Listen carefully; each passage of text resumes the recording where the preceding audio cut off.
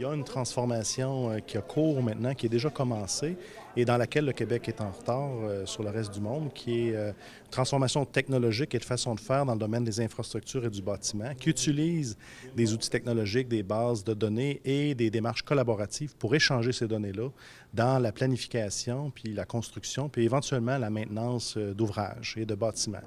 On est déjà, nous, impliqués dans des formations dans ce domaine-là, mais là, on a vu l'importance de ce changement-là, puis on a vu l'opportunité de créer un environnement de formation puis d'expérimentation des technologies et des processus du BIM, qui veut dire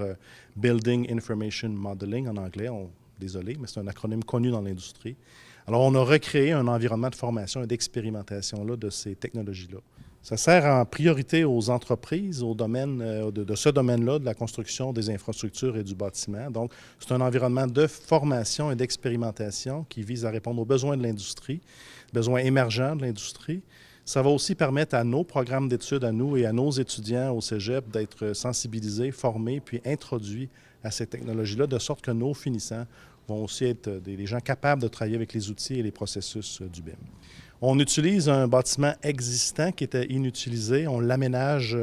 avec des technologies de pointe, puis un environnement de formation de pointe, et pour le rendre plus fonctionnel puis offrir plus de possibilités de formation, on agrandit l'espace qui est déjà existant. Il y a un volet événementiel à la vie du centre qui va permettre d'organiser des grandes conférences, des événements, puis réunir les leaders de l'industrie dans différents événements de formation ou de réseautage.